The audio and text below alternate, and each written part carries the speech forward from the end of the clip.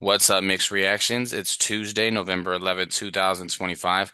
Happy Veterans Day to those who served. I'm with Casey, Nick, and Justin. How you doing today, Casey? No complaints. Happy Veterans Day to all the veterans out there. We're thankful for everything that you do. Yes, sir. How about you, Nick? Miserable as hell, but otherwise than that, the weekend's over, so I'm happy. I Yeah, got go you. go Ravens. How about you, Justin?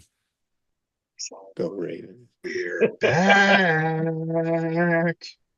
Yeah, the second No, I saw that Drake May notification on my phone, I was like, oh shit, about him being the front runner. But we're gonna get into that. Did Dallas had a bye? So I guess we're gonna go ahead and just I guess to the victors go the spoils, and they were chanting MVP as everybody was walking out of Raymond James. So I'm just gonna pass it on to Justin. Just overall thoughts on the Patriots win this past week. Statistically, it was Drake May's worst week since week one. Um, wasn't pretty, No. but it didn't need to be pretty. Um, Kyle Williams and Trayvon Henderson had their coming out parties, which is what they absolutely needed. Going against Tampa Bay, who was a very stout defense. One thing that needs to be said is Tampa had a week plus to prepare for the Patriots, and defensively, in many regards, shit the bed. And Todd Bowles' defenses are notorious for giving young quarterbacks fits, especially coming off a bye. And Drake may still beat them. Um, but honestly, my biggest takeaway from this game wasn't Drake May, it wasn't Henderson, and it wasn't Kyle Williams. It was Mike Vrabel. Vrabel was in on every single injury for the Patriots, and they were dropping like flies in the second half.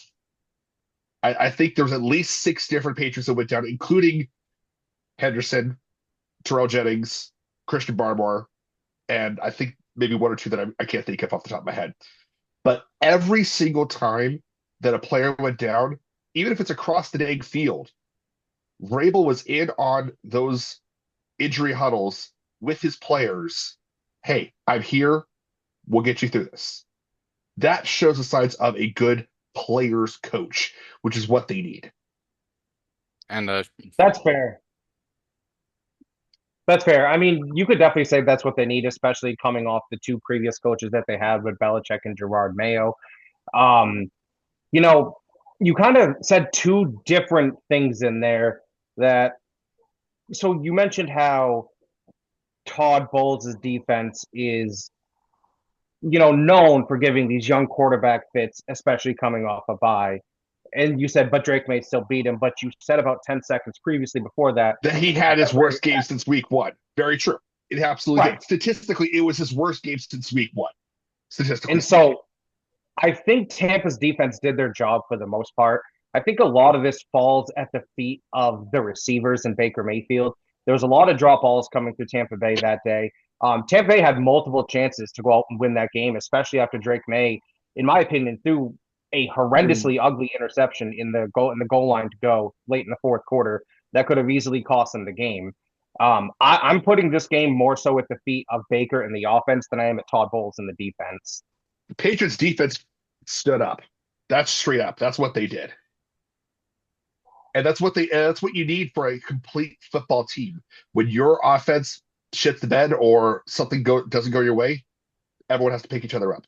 That brings into the fact of like, why is everybody chanting MVP when you said Drake May had his worst game? Drake May almost cost him the game. And then you're saying that the defense just handled their business, but somehow Drake May's MVP. I'm not the one who said to Emmy. I think overall body of work, he's in the conversation. I'm not saying he should win it. I'm not saying that yet because it's too early to make that call. All right. I'm personally thinking that Drake May is in that conversation, but I also think he's going to be in their own way. He also, let's not forget that the previous game between that with Atlanta, he fumbled that ball. And I mean, Atlanta had another shot. If it wasn't for a missed extra point, you got all they had to do was get in the field goal range and it was over. And I believe that Yeah, once again, the defense bailed them out. And I think that New England's team overall, between the offense coordinator, between the head coach, everything is clicking and it's going your way. When it goes good, it goes great. but when the friggin' sour grapes come and hit your face, you're gonna squint up. And I think it's gonna happen one of these times when everybody says we're back. Let's make sure they are back when they actually play these teams and go in deep. I think the we're back take is a little strong for just 10 games into the season. I know it's in like we're more than halfway through the season, but for New England Patriot standards to say we're back, I think is a little strong so far, Justin. Okay, But not that's fair. And I think you, in a way, for the we're back thing, that goes with hand in hand with what Josh Allen and what he did against Miami, where he threw 5 friggin' picks. The damn guy looked horrible. It didn't even look like Josh Allen. And I feel like that obviously had to have play in there. That Dave friggin' whatever that guy is, Barstool Sports on there. Dave You had Dave your Portnoy, chance. Dave We're Portnoy. going back. Bite me, buddy. Yeah, no, and if you really look at it, the only game they probably won't be favored against the Bills. Maybe they'll probably be favored against Baltimore. It's going to be in Baltimore the day before my birthday, December 21st. I mean, yeah, and it was impressive after they turned the ball over on downs, coming out and forcing Tampa to punt. But no, I'm with you. He could possibly get in their own way. And I was telling them in the group chat yesterday. Sometimes, I mean, if you're a baller, it really doesn't matter. But if you have to play at home in the playoffs and your crowd turns against you early, sometimes that's going too far into the future. But Yeah, yeah, I think there's a lot to but be determined. But I mean, they're definitely huge overhaul from last year. So I know Oh, you're my not. 11-2 going much into the better. bye. My 11-2 pick going into the bye is Mhm. living and it's good. You could It's almost looking write really that good in so now. far. You could almost write that in right now.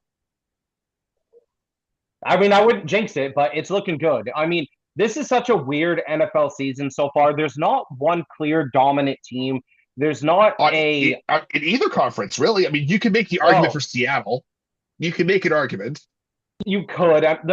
Man, Seattle's offense just looks like it's on a different caliber than anyone else right now.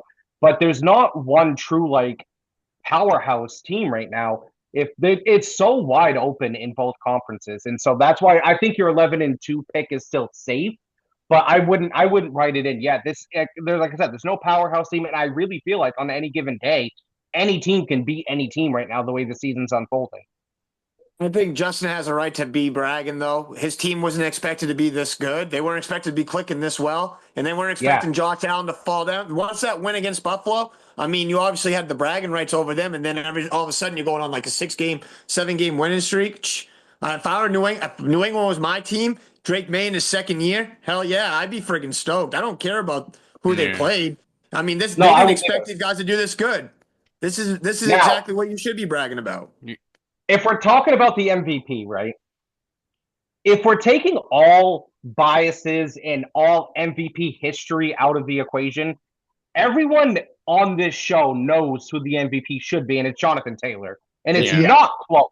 No, It's not particularly close. it's not. No, because Jonathan Taylor is single-handedly carrying the Colts. Yes, he is. Single-handedly. Daniel Jones isn't doing jack shit. Really. He's steady in the ship. Not really. That's right. Yeah, that's a good call. He's setting the ship. He's making a couple good throws a game, but it's anytime they need to get bailed out, it's Jonathan Taylor, who's averaging over 7 yards a carry That's in the insane. second. He dropped nearly 300 yards over all-purpose starts against Atlanta and Berlin or something like that. Yes. Yeah. I mean, on my Vikings God feed, damn. I got them when Adrian Pearson won MVP. Right now, where Jonathan Taylor's at, I think he's over 50 yards more, and he has 8 more touchdowns or 7 more touchdowns than what Adrian Peterson had when he won his MVP. How He soon before should- he puts Andy Tomlinson's record? How long? How long? 3 weeks? If he 4 weeks? if he continues on this pace, they said by week 15. Shit. That's Damn. abnormal. That's just special. That's And insane. it just goes to show you, though, that with the running back, when you get that friggin' quarterback, it does something about Daniel Jones helped him out. I mean, Jonathan Taylor's always been good, but this is really it's a hand in hand, and they made the best of it. I really applaud them for that. 100% happened. no. Because Jonathan Taylor's been in the league for a few years, and he has never been this productive as he is now. And you're right. It's just they have an offensive dynamic that clicks, and it works for both of them, which is why Daniel Jones was getting MVP consideration for a while, too. I think people are starting to come around more and see that this offense is really tailored no pun intended, to Jonathan Taylor. But Daniel Jones has unleashed something within Jonathan Taylor that's allowed him to propel to this level because I don't think there's any doubt he's going to win Offensive Player of the Year, Jonathan Not even Taylor. close. But I don't think it's but even close. it shouldn't just be that. He is so far. He has been so far and away the best player in the NFL this season. It's not even close. There's not even a close second to how I good think there's he's a been. close second. I think there is. I think Matthew Stafford is a close second. 20 touchdowns, 2 interceptions. The guy's Stafford's- unbelievable right yeah. now. That's When's the Stafford's- last time he threw a freaking pick? That's a good. Was it against the Niners? Maybe I don't know. I don't know the last time he threw a I pick. think it I was. can't I remember think the it last was time. against. I think it was against San Francisco. Let me look that up. But yeah, Sam that's Darnold deserves some consideration too. Jackson Yeah. Smith and Jigba has been his reason. I would have him over Sam Darnold right now. Jackson Smith, he's been phenomenal. I'll give you that. Absolutely. He's already busted 1,000 yards receiving. I take him before Sam Darnold easily. Hey, going back to that Matthew Stafford stat, the last time he threw a pick was in week 3 against Philly. Holy crap. Yeah, and then we're letting him sling the rock, man. I mean, the fewest Yeah. pass attempts he's had this year was against Baltimore with 26. He's about fourth in MVP odds, but I mean, I went He only from had to throw the ball like 14 times this last week, if that. He didn't He's need got 4 to. touchdowns. Yeah, 4 DeMarcus Lawrence touchdowns. scored 2 for him. Oh, we're talking about Stafford, not Darnold. Oh, I was talking about Darnold for a second. Oh, my bad. Darnold didn't only have to throw the ball like 14 times this last week, and DeMarcus Lawrence scored So- 2 touchdowns for him. Let's shift gears a little bit. I want Nick Beal to chime in about his Vikings. Oh, we can You know, I- skip it. Nick, Not there's a letting you few off things easy. here. It's something that you said directly after the game on Sunday in another chat that we're in. You were saying how this is kind of an experimental season for Minnesota, and I really do agree with you on that. But I want you to kind of take a deeper dive into it. Do you mean experimental do you mean like they're still trying to figure out what they are as a team, or is this something experimental for specifically JJ McCarthy, where you're giving him to the end of next season before you think you should move on if everything doesn't start to fall into place? It's definitely experimental for JJ McCarthy. 4 games in, up and down, good Rex, bad Rex. That's all I can think of right now is the Chicago Bears. That year, That's that good tough. Rex Grossman was just on fire, and then he's bad. But the thing is when we play our division opponents at their house, JJ McCarthy looks like the elite quarterback that I expect him to be. But when we play we play at home and we play these other out of random teams, it just looks like he's non-existent. And I personally think that JJ McCarthy has everything, the tools to do this. And for some reason, he just doesn't want to apply it when he has to play against other teams. And I won't understand it. But yeah, if he doesn't do anything, I'll give him 2 seasons. I'll give him this season. This is what I think of. Everybody else, that Bo Nix, Caleb Williams, friggin' Drake May, they all came out. They're all doing it now. They all look good. And I'm like, why can't JJ McCarthy get this? Because everybody says, well, he's on a ready to win team. He should be doing a lot more than what these other quarterbacks have. But if you look at it like these 4th game starts for all the other quarterbacks, JJ McCarthy's doing better or he's tying them in almost all the average stats that they've done. So it's not fair to JJ McCarthy, but it's also we're on a ready to win team, and that's what people think. Sam Darnold's another thing that really gets in the way. So no matter where we go from this, everybody's going to have the negative spotlight. I personally, I want him to have that growth, and everybody says, well, you let Sam Darnold go. Really? Because the Jets let Sam Darnold go. Carolina let Sam Darnold go. But for some reason, no one cares about that, only because Kevin O'Connell let Sam Darnold go. Who made Sam Darnold? Kevin O'Connell got him in there. Let this guy cook. I want to see if he can make something with it. And that's all I got to say about that. I've You got can earring flash to Mac Jones of the Patriots. Like he had that flash in the pan, good start, and then that was about it. Nick, are you concerned at all about, I don't want to say the lack of rapport, but it seems undeveloped rapport between JJ McCarthy and Justin Jefferson? I mean, type of receiver Jefferson is, he's kind of having a down year compared to what he would normally put up. He doesn't even have 700 yards receiving yet. He's only got 2 touchdowns. I mean, it's just not typical Justin Jefferson numbers. Really? Yeah, I think he does not have the numbers. It's absolutely I think true. it's more the fact it's either you want one or the other, and it has to have a result. Last year, Justin Jefferson we were winning and all that, and he didn't have all his big games. Yeah, he got to his 1,000. Don't get me wrong, but he didn't have the year that I thought for sure. Like he could go off if he had this elite quarterback, and he understands the process just as much as them. And I think more, if anything, it's the media and social media that really they'll be the ones that go by his body language. Sometimes they're right, sometimes they're wrong. Right now, everybody's like, "Did you see the way Justin Jefferson gave up on some plays?" And I'm just like, when you throw 2 picks and you're kind of over it, the game's over in your head. And I hope he doesn't feel that way because he's got 4 more years after this. He better buckle up with that paycheck's there. I mean, that's what you signed up for. I don't believe that they should be able to leave, but it's a player's game now. And I hope that Justin Jefferson doesn't let this go to his head. And I hope he understands that this is a process with it. Kind of reminds me of another superstar wide receiver in Minnesota that got accused of the same thing back in the early 2000s of quitting on his team and quitting on some plays. I hope it doesn't come to that because that ended in a fiery storm. And obviously, Randy came back and had that one final season in Minnesota, but the way he ended when he originally left for Oakland wasn't handled well by either side. But with Jefferson, my main question to you on that aspect of it was, I understand you were talking about the numbers, but are you concerned about, it seems like, the lack of connection that McCarthy and Jefferson are having on the field? Oh yeah, I think that. Well, I mean, you get a quarterback. You get a quarterback that hasn't really had opportunity to practice with Jefferson. I mean, you're gonna start getting some misleads. But when one door closes, which I mean, Justin Jefferson really can take the decoy and friggin' play that role really well because Jalen Nailor was friggin' on fire in that game. And I thought, wow, I'm like, this is what I wanted. We got that third wide receiver, Jalen Nailor, Jordan Addison, and Justin Jefferson ain't getting the rock as much as him.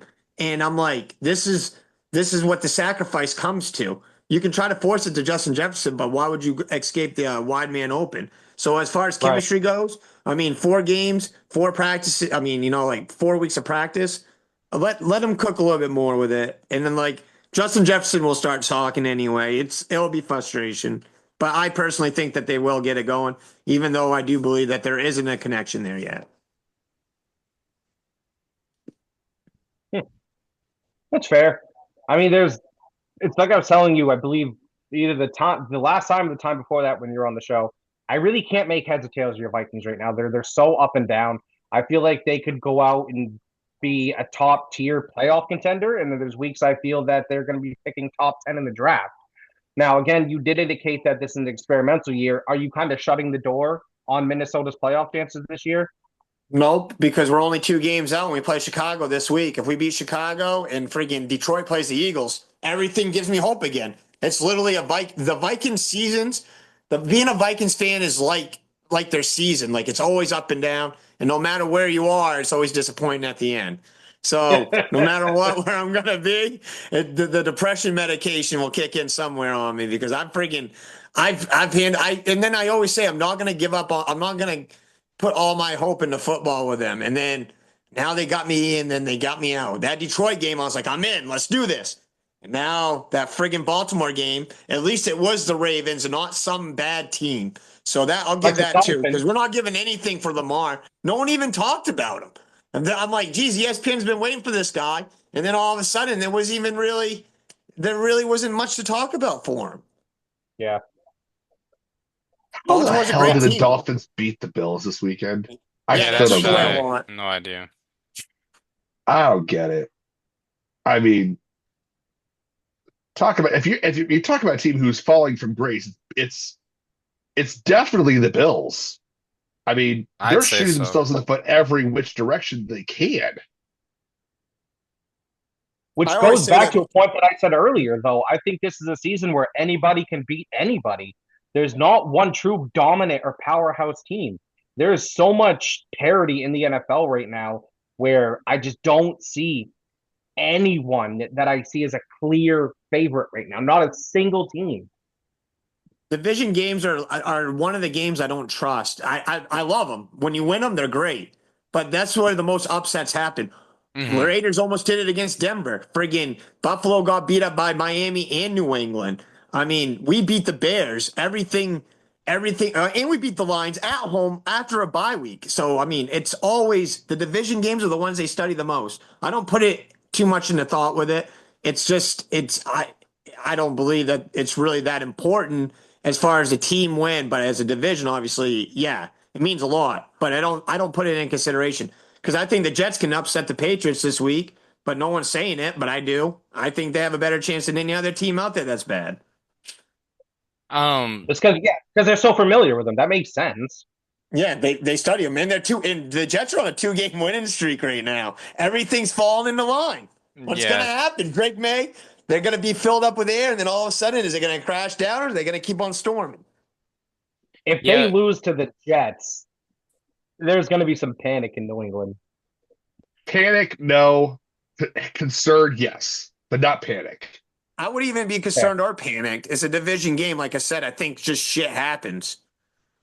Buffalo needs to be putting their hand over the panic, in my opinion, Yes, because right now Josh Allen is having to play hero ball, and we all know what happens when Josh Allen plays hero ball. Buffalo fucks up. Yep. eh. I mean, they're a game and a half behind the They're Patriots. three. They're effectively 3 games behind because the Patriots have the tiebreaker in the head-to-head matchup. Well, Yeah. the Bills have played one less game. They're 6-3. The Patriots are 8-2. But yeah, no, going back to what Nick was saying about divisional games. I mean, yeah, that's where the most upsets happen. Playing a team 2 times a year versus one is a huge difference, especially when you take that with 2, 3, 4, 5 years, and these teams become increasingly familiar with each other. I would be pretty surprised if the Jets won. But you take a team that's confident, it's a division game. I mean, that's a stretch, but I see your we just saw point. your team. We just saw your team go right in there and beat San Fran, right in San Fran. I mean, I mean, how what much of a happened the last time? This was their second meeting, and San Fran. They looked. I mean, they were keeping right up. It was head to head, and then all of a sudden, everything just went the Rams' way. Damn, didn't they look good? yeah, I it say would. the Rams. The Mm. Rams to me, the Rams and the Seahawks to me look like the NFC favorites right now. The Rams look like the best team in the NFL right now. I don't There, think. there's I think the Rams are by and far. It's gonna come down to Rams Seattle in the NFC Championship. I think you might as well book it now. Yeah, no, I want to just kind of touch on my Rams a little. I mean, I wouldn't doubt it, Justin. I mean, honestly, I've been saying I think Philly, I think they're going to Yeah, implode at some point. Green Bay, who knows? I mean, Detroit, I mean, they like it's just so much. But Seattle, I mean, they're just looking so good. Our defense, though, Forbes second week in a row, he got a pick. Nate Landman, I mean, he's all over the place, 11 tackles. And you look at our second and third drives, and we're just chucking the ball down the field. Kyron Williams scored twice, but on those drives, I mean, for the most part, Stafford was getting us down there. Let me see who's left on our schedule, but it was just a good win. Especially going into San Francisco. I mean, when we play the Niners at home, it almost feels like a road game. So having to go in there, afternoon game, it was I was happy to be able to pick up the win, and we might be able to have two reliable tight ends come the playoffs, Allen and Parkinson. And our defense just makes plays, man. I mean, like I said, Forbes the second week in a row with an INT. Um, they're just young and they play fast and they yeah, they make do. plays. I mean, we might be the best team in the NFL, and this might be one of those years. I think this is one of those years if you're a contender and you're at that level, this is your year to take it because we know that Kansas City is going to be back.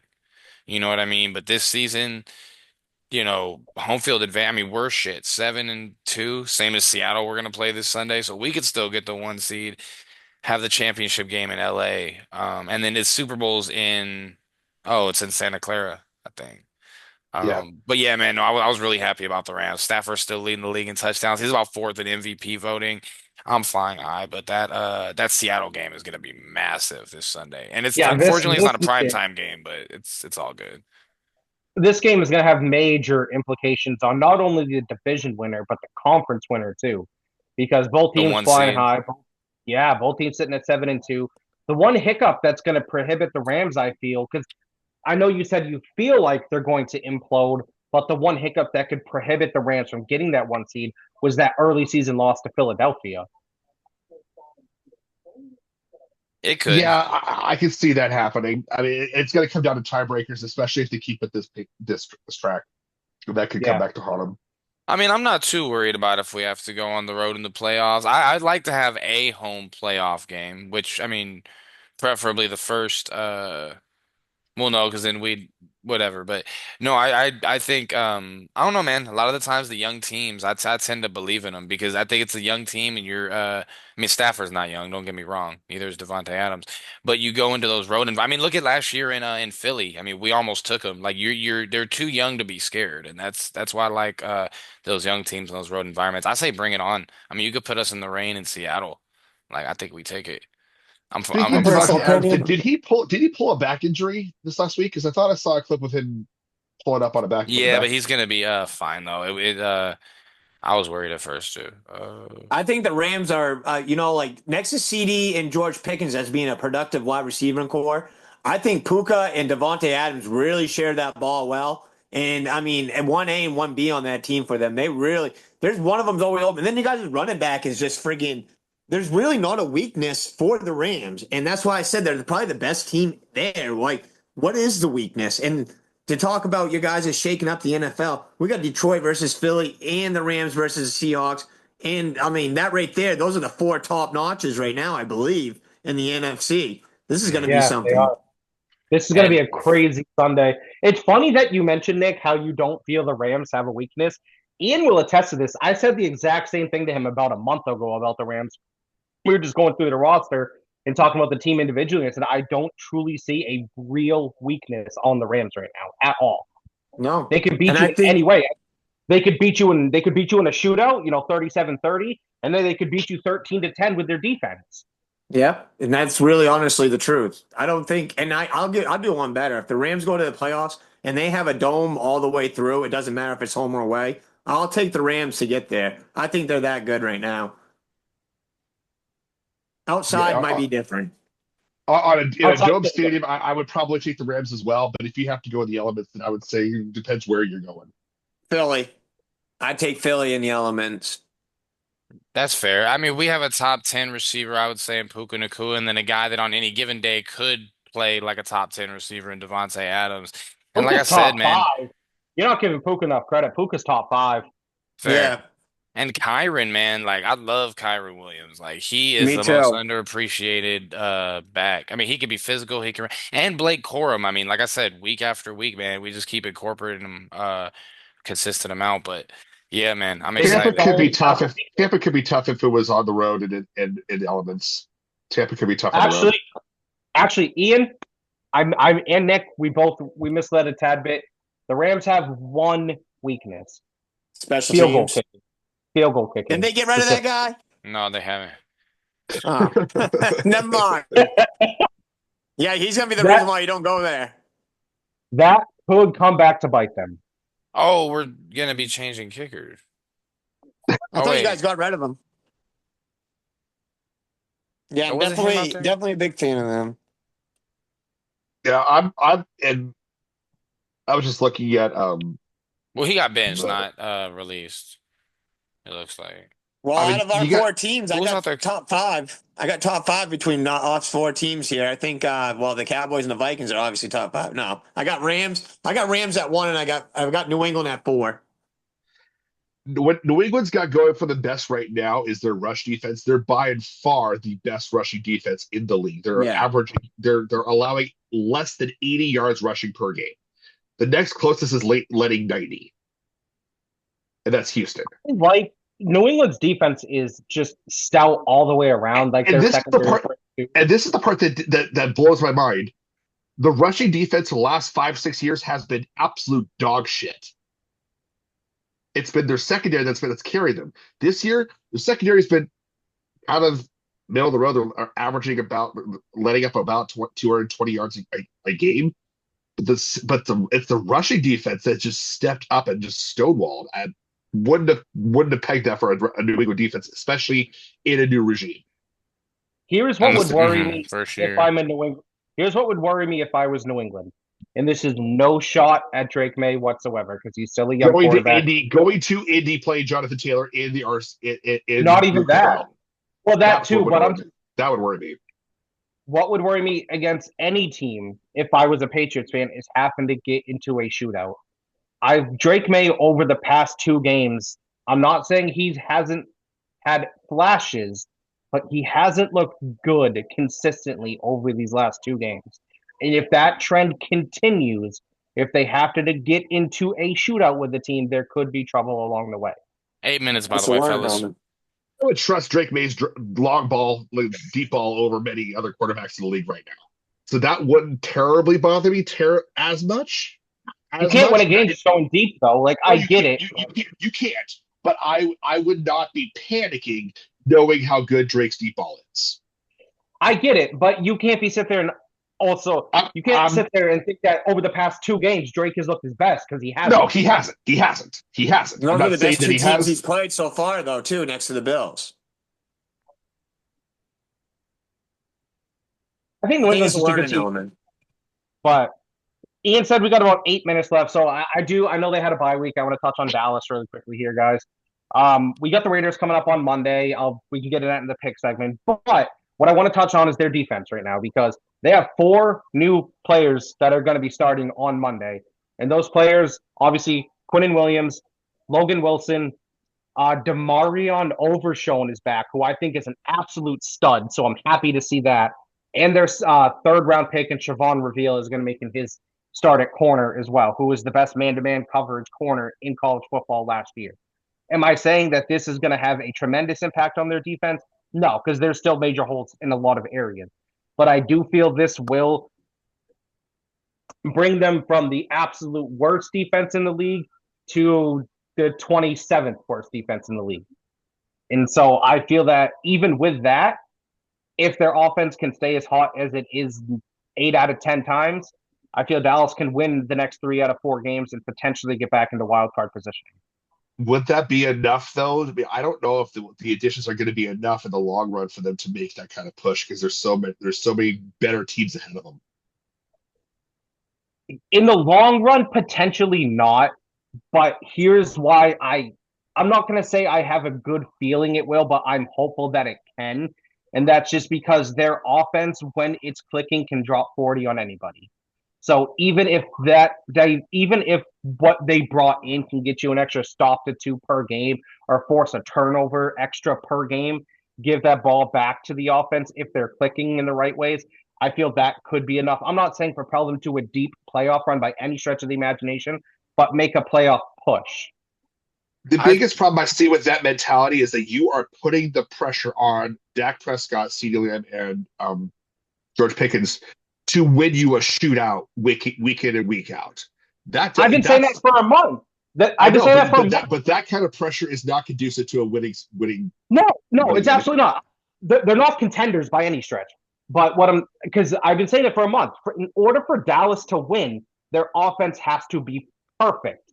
And how often can you ask a team's offense to be perfect?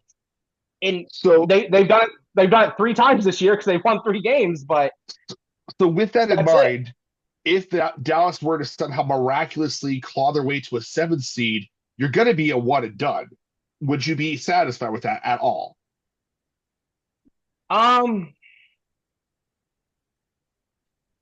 It depends Because that means because you're going to be going to probably Seattle or LA on the road. I would. It's crazy because I feel better about going to LA for two reasons. A, completely inside dome stadium, and we may have a 50-50 crowd split in LA when it comes to the Rams and the You guys will Cowboys. have like a 90-10 crowd split. It's gonna be all Cowboys fans. So I think the Rams are a better team than Seattle, but I would feel more comfortable going into LA from an environment standpoint, if that makes sense. Yeah, you're gonna have to Right. straight up deal with the 12th man. I mean, we saw how well it worked out for Romo. Um, Mhm. but Hey, he yeah, no, played I get you. Romo played extraordinarily well up until that drop snap. He really did. Okay, well, just know if you But guys go to LA, you're getting your shit kicked in. before we run out of time here, I just want to let y'all know, um, Saturday night, 7:30, when you turn on your TVs and you turn on ESPN Plus, look for your boy. You're gonna be front row at the main game. not fun, but they're fucking really, really good Where are the seats. Cowboys at? Wear the Cowboy. I'll wear it.